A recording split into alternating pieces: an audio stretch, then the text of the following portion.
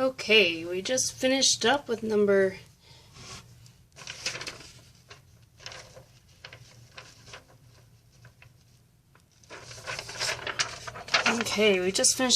22, so we're going to move on to 23.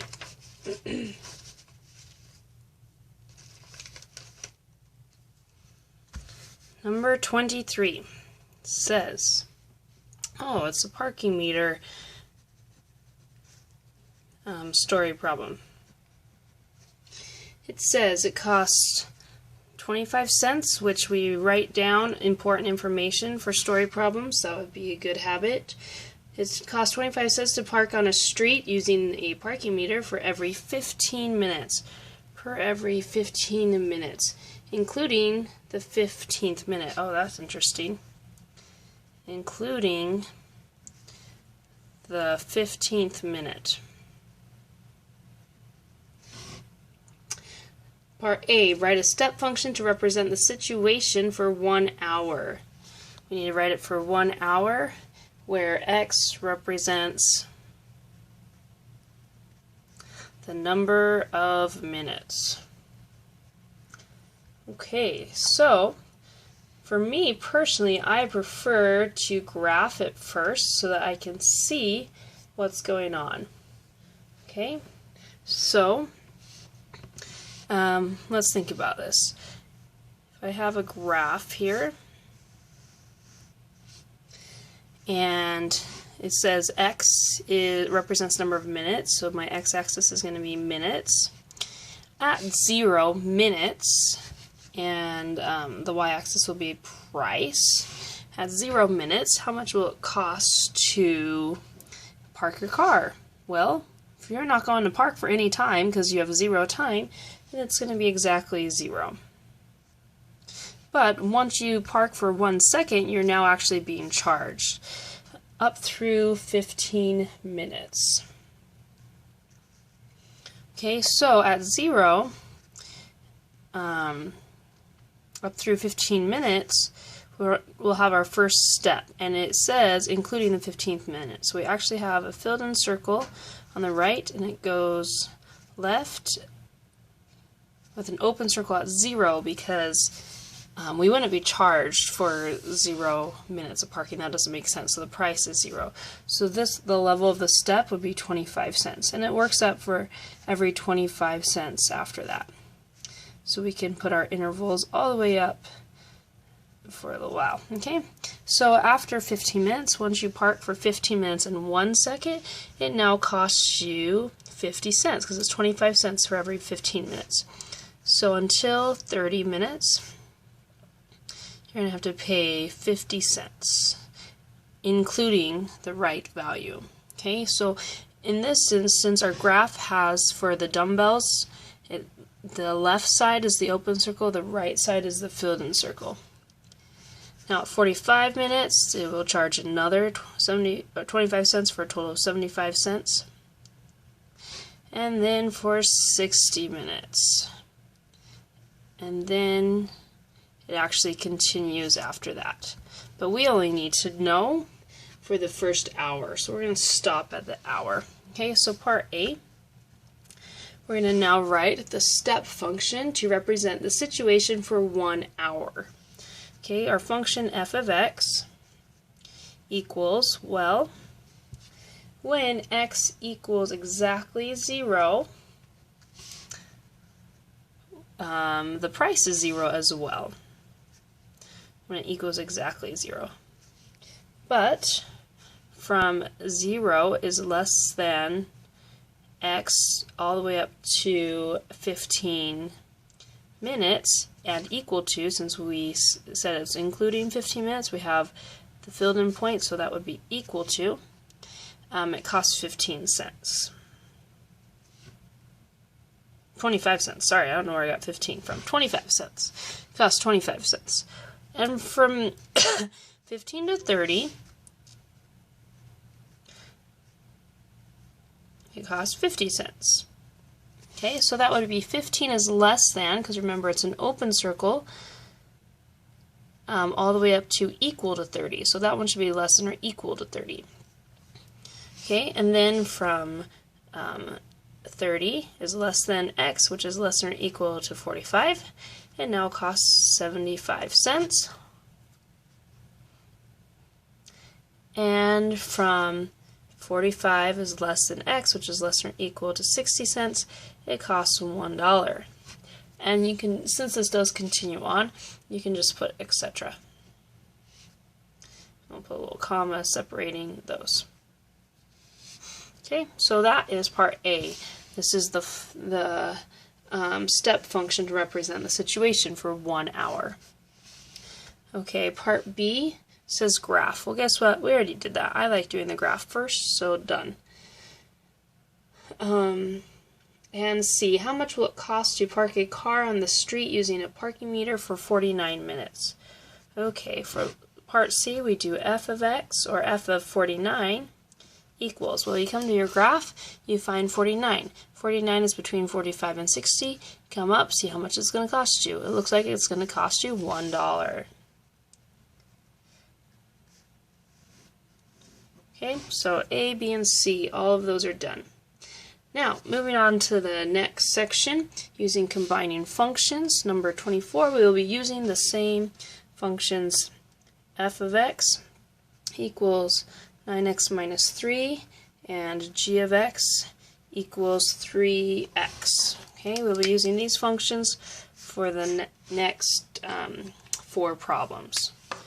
Okay, so number 24 asks us to do the sum of f plus g of x, which just means individually add f of x plus g of x and find our like terms. So f of x was right here, 9x minus 3 plus g of x. G of x was 3x.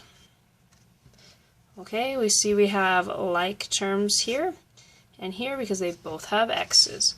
So the sum, f plus g of x, equals 9 xylophones plus 3 xylophones is 12 xylophones, and minus 3 is its own term. There are no other like terms, so we just put minus 3.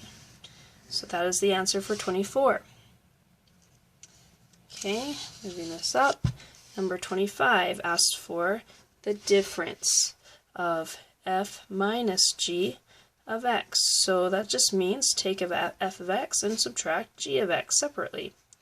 Okay, now the tricky part with subtraction is make sure the second part is in parentheses. So we have 9x minus 3 minus, and especially if this was a binomial, that would have to be in parentheses, minus 3x. And we find our like terms again. 9 xylophones, this time minus 3 xylophones, means that the difference, 9 minus 3 is 6x. And this minus 3 is its own like term, or, well, it doesn't have any like terms, it's its single term, minus 3. So it does not have anything to combine with. Okay, excuse me, number 26 is the product. Number 26 is f of g of x, means multiply the two functions together. Okay, so we just take 9x minus 3. When we're multiplying, we do need to put that in parentheses, times 3x. Okay, so we're going to do distributive property. 3x, always go to the left first. 3x times 9x would be 27x squared, right? Because x times x is x squared. And 3x times negative 3 is negative 9x. So that's your product, f of g of x, for combining functions. Okay, next one is the quotient, number 27. We'll put that right here. Number 27 is f divided by g of x, using the same functions f of x and g of x. We have 9x minus 3 over 3x. Now, here's where people make mistakes. Okay, you cannot do 9 divided by 3 and just or x divided by x and just cancel those out or simplify those. It's not possible. You can only cancel out or simplify when all the neighbors are being multiplied. Right here we have 3nx being multiplied. So these have potential to cancel out. But up here we have a problem. See that subtraction sign? You cannot cancel if there's an addition or subtraction sign. You can only cancel if all neighbors are being multiplied. I do, however, notice that the numerator has, or both the 9 and the 3 are divisible by 3. So if I take a 3 out, let's see what's remaining. 9x divided by 3 leaves 3x. Negative 3 divided by 3 leaves negative 1. And now this 3 is being times to its neighbor. So that's why you're allowed to cancel them out. Here we have 3 and 3 cancel out because the 3's are being multiplied to the neighbor, so that's legal. Okay, so the answer is f of g of x equals 3x minus 1 over x. This is as simple as it can go. The x's cannot cancel out because there's a subtraction right there. Okay, last one from this section, number 28. Number 28, the fish tank. Story problem. The number of fish in tank A in X years will be modeled as, okay, so we have tank A with, it said X is in years, modeled as A of X equals 102 times 2 to the X. And tank B of X equals 59 times 2 to the X. The question is, what is a function giving the difference in the number of fish? The difference, okay, difference means subtraction. So instead of f and g's, I'm going to use a's and b's. We need the difference, a minus b of x, which means we will take 102 times 2 to the x and subtract. Now when we subtract, we put the second part in parentheses. 59 times 2 to the x. Okay, just think of 2 to the x as your unit or elephant. As long as they're like terms, we are actually allowed to subtract them. So, since they both have 2 to the x, they are like terms. So think of that as 102 elephants minus 59 elephants. So if you do 102 minus 59, borrow really quick, 12 minus 9 is 3, we get 43. So we'd have 43 of the unit. The unit is 2 to the x.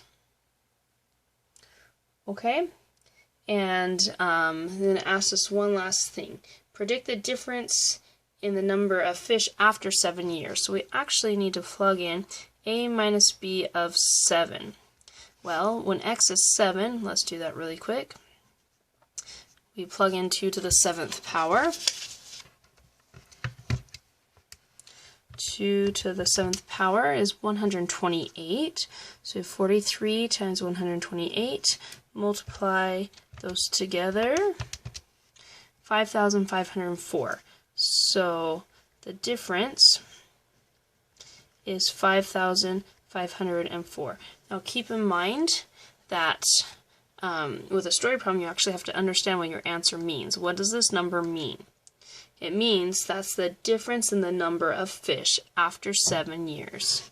5,504 is the difference between the tanks and the quantities of fish they have. Is the difference of the number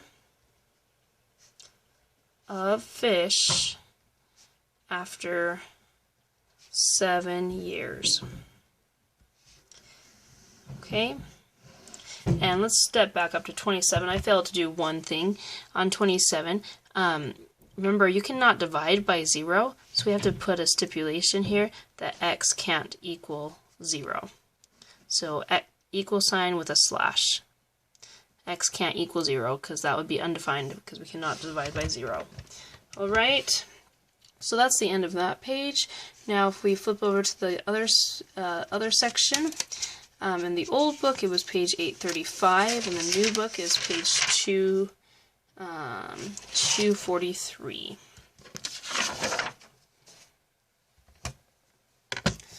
Okay, again, in the old book it was page 835, and the new book is page 243. You're required to do 48 through 60 even. Okay, so 48, let's see where that is. Oh, good. Complex numbers. Two things you need to know about complex numbers. The square root of -1 is I. Also, I squared equals the number -1. Very important for this section. So, number 48 asks us to simplify square root -24. Well, if you're taking the square root of a negative, you automatically know that it is going to have an I. It's imaginary. Okay, so let's do a factor tree to simplify. -1 comes out. How about 2 times 12? 12 breaks down into 6 times 2. 6 breaks down 2 times 3. Alright, now all those go underneath the radical. -1 times there are 3 2's and 1 3. Since it's a square root, you're looking for pairs. So I have a pair of 2's right here that is allowed to pull out. Also, a -1. -1 does not require a pair. -1 pulls out as an I. Okay, so we get 2 pulled out and an I pull out. Root 2 and 3 do not match, so we multiply them back together. 2 times 3 is 6. Now, we don't need to worry about plus and minus. Here's the kind of the rule of thumb. If the square root is already written in the original problem, then the sign has already been decided. So look in front of the square root. Is there a negative sign? No, there's not. Therefore, our answer is positive. If we ourselves apply the negative sign, then we put plus and minus. Okay, number 49. Oh, we're just doing evens. Strike that. Let's do number 50. Okay, 4 plus root -25 times root -100. Alright. I would analyze this really quick, and these are larger numbers. So it'd be nice if they broke down. So think about it. Could we just get rid of those roots right away? I think we can. Because the -25 would be 5 times 5, which is a pair, and the -1 pulls out an I. Same with the 100, -1 times and 10 and 10. Okay, so that would actually simplify to 4 plus the 5 pulls out, and a -1 makes an I. So 5I times the 10 pulls out, and the -1 makes an I. 10I. Good. Smaller numbers are easier for us. Now we have to distribute. Okay, 10I times 4, always going to the left first. 10I times 4 is 40I. And then 10I times 5I is 50I squared. So a positive 50I squared. Now don't forget that I squared is actually a number. I squared is -1. So you never, ever, ever leave I squared in your answers. You must replace I squared with -1, which makes this number -50. And I'm going to rearrange it into the order we like to see complex numbers. Usually we just do the real part first and the imaginary part second. So I'm going to write the -50 first as the real part, plus 40I as the imaginary part. So there's the complex number.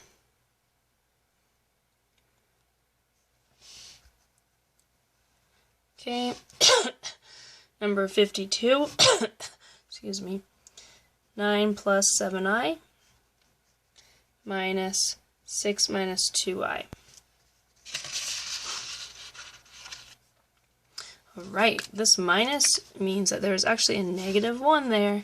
The -1 must be distributed in. That -1 changes the signs. It's no longer +6, it is -6. It's no longer -2I, is positive 2i. Now we can find our like terms. For real pieces, we have 9 minus 6, which is 3. For imaginary pieces, we have 7 ice creams plus 2 ice creams makes a positive 9 ice creams. And the real pieces first, the imaginary pieces second. Done. Number 54, another product. 1 minus 9i times 3 plus 2i. Okay, unlike number 50, we don't have roots, so we need to break down, so we're just going to go straight to double distribution. 1 times 3 is 3. 1 times 2i is a positive 2i. Make sure you realize that that's a negative 9i times 3, which would be negative 27i. And negative 9 times 2i makes negative 18. Remember, I times I is I squared. Again, remember, I squared is a number. Come back up to the top. I squared is negative 1. So we must replace negative the I squared with negative 1. And so when we multiply those, we get positive 18. Okay, finding like pieces. 3 plus 18 is 21. 2 ice creams minus 27 ice creams is a negative 25i. Okay, now for 56,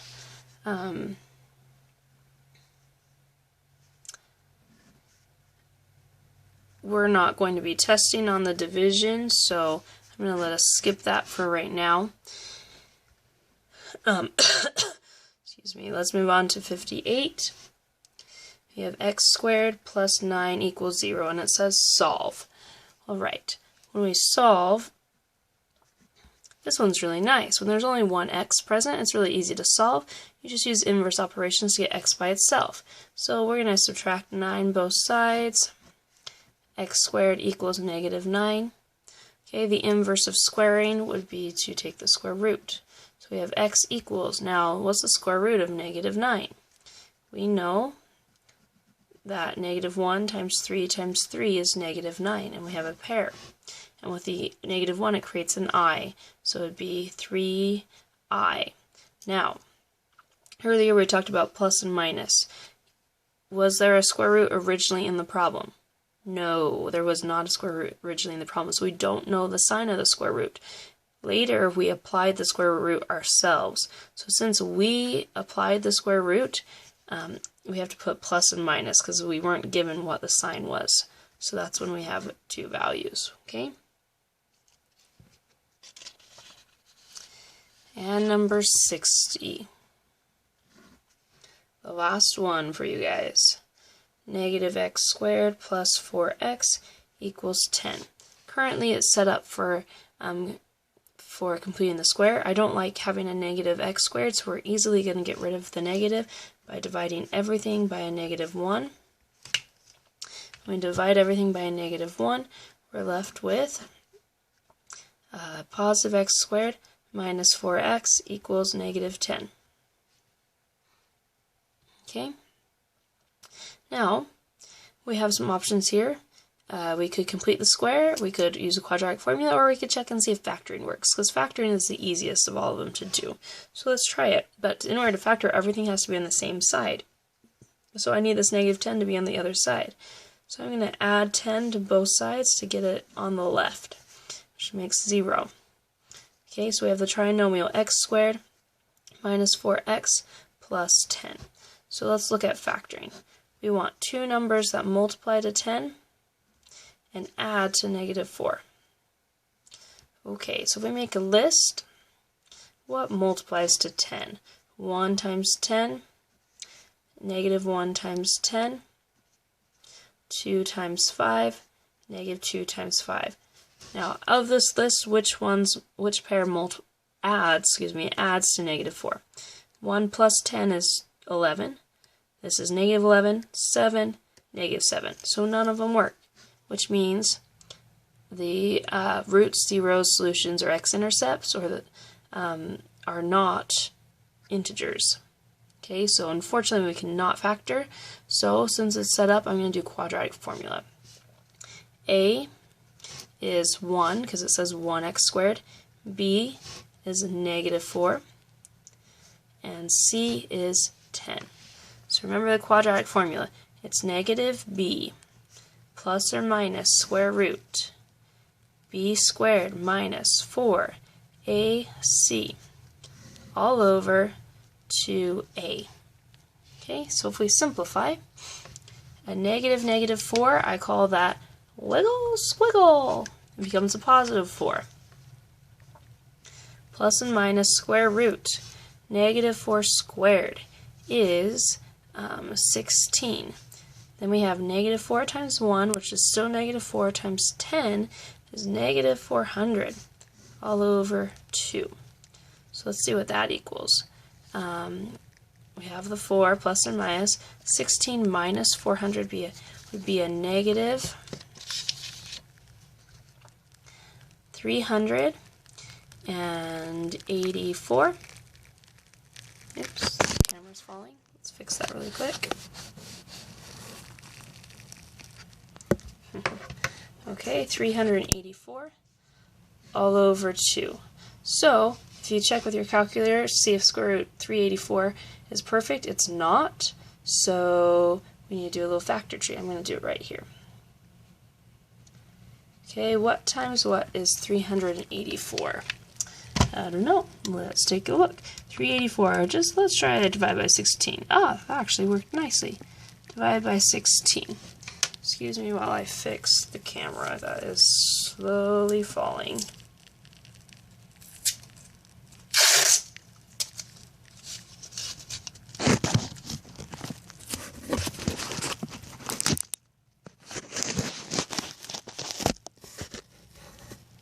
Okay, so those are great numbers because we know 16 breaks down into 8 and 2, and 8 breaks down into 3 2s. 24 breaks down into 8 times 3, and 8 breaks down into another 3 2s. So there's lots of 2s. There's 7 2s. Wow, but it was also a negative. Don't forget about that. So we have 4 plus and minus square root of -1 times 7 2s.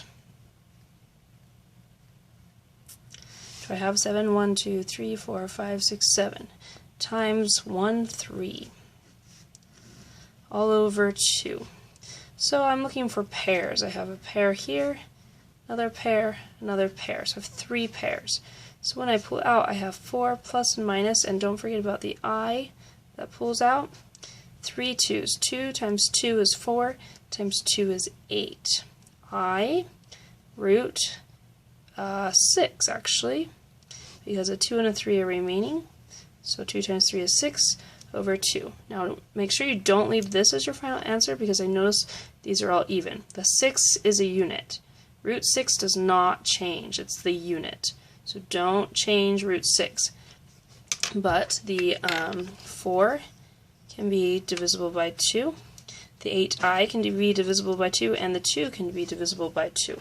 Again, we do not change the 6. So for the final answer, 4 divided by 2 is 2, plus and minus. 8i divided by 2 is 4i root 6, and 2 divided by 2 is 1, so that means we no longer have a denominator. Alright, so our solutions are imaginary. We know they're imaginary because the discriminant is negative. Therefore, they're going to be in the complex numbers. Okay, so there you go. Plus and minus shows that we have 2 solutions. So that is your the end of your test review. You need to make sure you study it. I guarantee the test will be very similar to this test review. So make sure you're prepared because you do have a test next class.